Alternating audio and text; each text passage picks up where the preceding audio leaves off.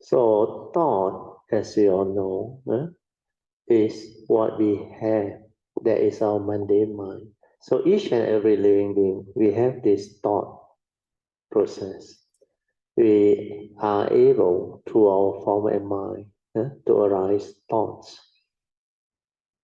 So as a living being, as a human being, we are the user of that thought.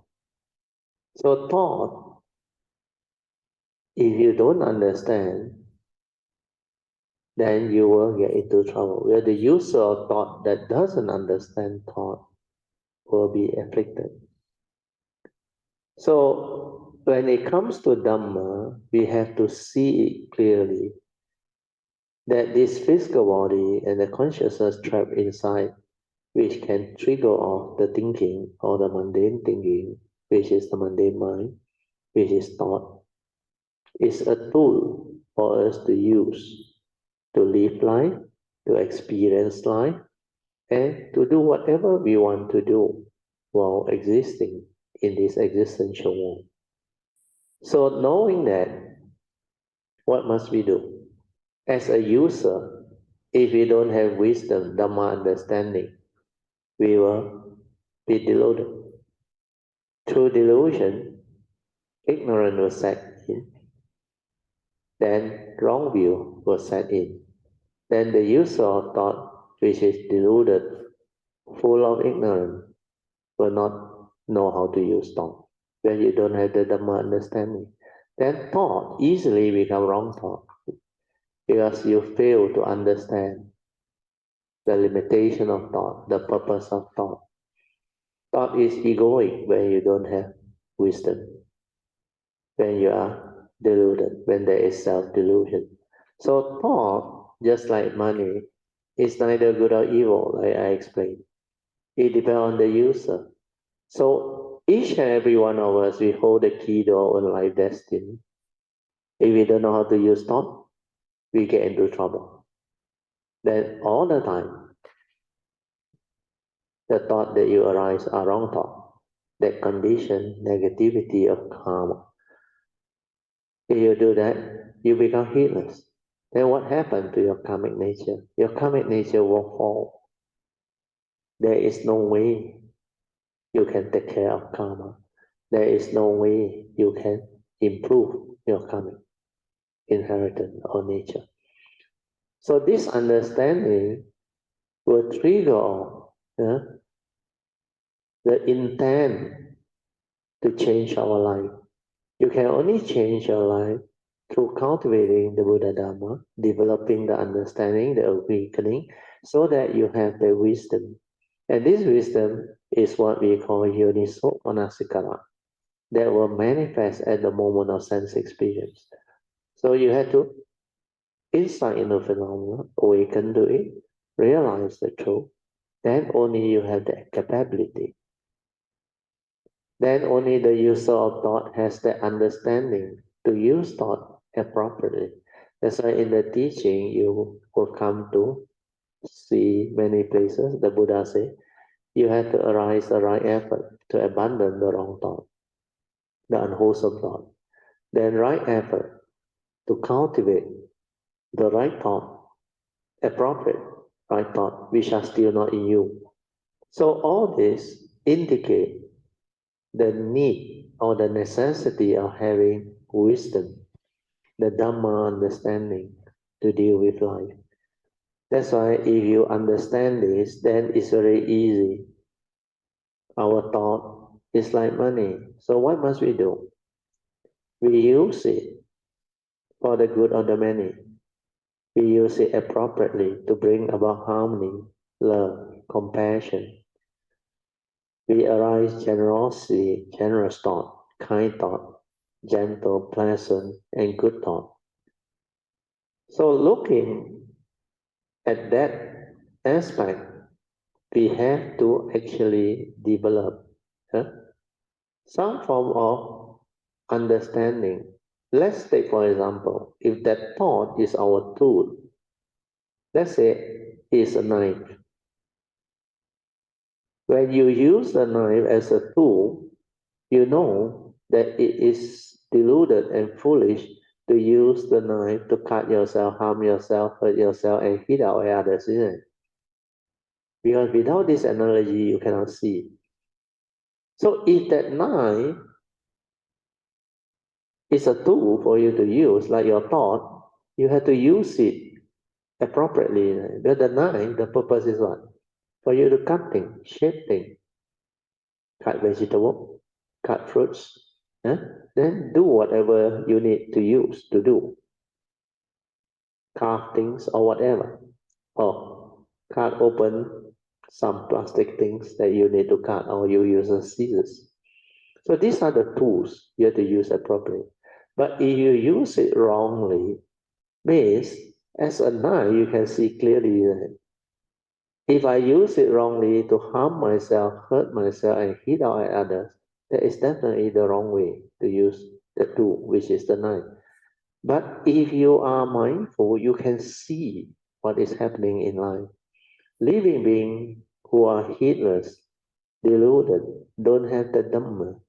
They are every moment, every instant using their thought to harm themselves and to hit out at others. That's why I always say it's only a thought. How come it has such power over living beings? Make them so miserable, so depressed, so fearful, so unhappy. And yet, without awareness, you cannot see all this because it's your thinking through delusion that condition all these things. So when you cannot see, you will point finger. You will blame other people for causing your misery, your suffering, your unhappiness. And this is very common. So mindfulness is very important in the sense that it allows you to see how a person who is deluded get itself entangled, afflicted through fear, worry, anxiety, sorrow, and lamentation. Then at the same time, that deluded person who doesn't know how to use thought constantly get themselves entangled. They arise wrong thought that condition their fear, their worry, their anxiety, their sorrow, and their lamentation, their lack of peace and unhappiness. So as you see this more and more, then you realize the problem with living being is they lack this understanding, the Dhamma. They don't know that there is a teaching that explains to them clearly the reality of life and existence, the cause behind all their suffering. Then there is a path that leads to the cessation of all suffering. Suffering need not be. So with this understanding, you develop wisdom, you can attend to your own whatever situation to improve your life. So when your life improve, then you see and witness the nature's law operating. That's how the Dhamma stand up to investigation, then your faith manifests. So that analogy of the knife is very important. If you use it to harm yourself, hurt yourself, means over thinking, you develop depression, unhappiness, sorrow and lamentation, fear, worry, anxiety. Who caused you all this? It's through your own lack of understanding that arises the wrong thought to develop and condition you into such negativity. So hopefully, yeah, with this added understanding, it can allow you to look clearly into your life. Like I always say, our life, we hold the key to our own life destiny. To be happy or to be unhappy is entirely your choice. So choose to be happy. But yet, so many people are unhappy. You think they don't know how to choose? No, it's because they don't know this teaching. They don't have this understanding. And they don't have the Dhamma to guide them. If they have the Dhamma, they will not go that way. The Dhammapada verse 1 and 2 very clearly. One lead to suffering, the other one lead to happiness. So basically, as a cultivator of the way, we have to have mindfulness to observe all this, understand all this, Then we straighten our view and we transform, and we never allow ourselves to go back to the old way, which is born of the deluded, heedless way of living life. Okay? Now we go on. We read the last one. Part 3, Meditation. Email number 4, page 9 of email compilations notes. 3.1, Commentary on three turnings under Theravada and Mahayana. Brother Teo explained that the three turnings of the Four Noble Truths given in Pali under the Theravada tradition is very accurate. Mahayana's explanation compared to Theravada differs a bit. The problem with most cultivators is they cling onto the first turning and never get down to the nitty-gritty of the second turning, where all the hard work is.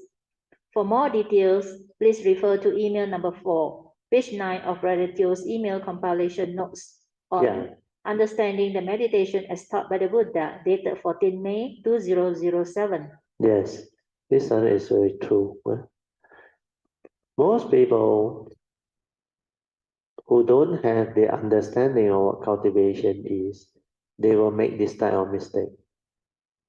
They go and listen. Then they think they know. Because knowledge based, thought based. They take it, they remember it, they think they have the knowledge. And with the knowledge, they can live, they can become like spiritual. Not knowing that the actual cultivation, you have to learn how to listen. Listen attentively, the art of listening, without verbalization, without interference from the thought process, the memory. So if you don't know how to listen, then Sutta Maya Panya also not there. Understand? That's why they become superficial. They take the word, think that this is what it is, then finish. No more. But the first turning is just the beginning. If you don't have your past, you cannot awaken to the first turning. But if you have your past, upon hearing truth, you awaken.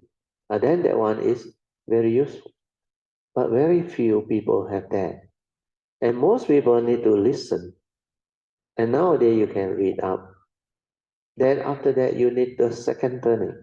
Reflect, contemplate, and inquire to stabilize the understanding or to develop deeper understanding of what you have heard or seek out people who understand, to learn from them, to develop the understanding from them. Then the other way is through Dhamma discussion, through fellow cultivator or practitioner, you attend spiritual activity and classes. So all this can help. But if you don't go into it, especially the first turning, second turning, it is very difficult to develop the third turning. But the third turning demands a lot of understanding. You need to understand awareness-based meditation. You need to understand sati. And through understanding, only you can develop it correctly. So meditation needs to be developed through understanding. You must know what you are doing in the name of meditation. So look for the important understanding. What is the meditation as taught by the Buddha? When you understand that, you know how to proceed.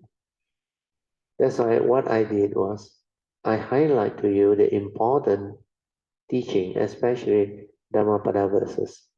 Verse 1, verse 2, verse 21, 22, 23, then verse 183. Then the final advice of the Buddha before his parinibbana. So these are the few very important Dhammapada that can keep you in focus, that will not allow you to deviate from what he teach. So understanding all this will give rise to the ability to comprehend what this thing is and how to develop the cultivation. Okay, then only is effective. Otherwise, you are wasting your time, especially those thought-based approach. You technically don't understand what is going on. you only verbalize, parroting, then study as knowledge, thought base. Then you retain in memory. Then from memory, you try to act. Because that memory is not the wisdom. The wisdom need to be awakened to, need to be realized or insight into. And the instrument you use, which is thought-based, is limited. Their thought cannot realize the Dhamma, which is beyond thought, beyond mind. So all this understanding, it has to stabilize. Then only you will not fall. You will not go back to the old way. And it's very difficult to detect thought-based because the only instrument that living beings who are still not enlightened, they only know of thought, nothing else. They don't know they have another mind, another nature within which they can make use of to develop the understanding, to insight in the phenomena, to awaken. So this part, hopefully, by now is clear.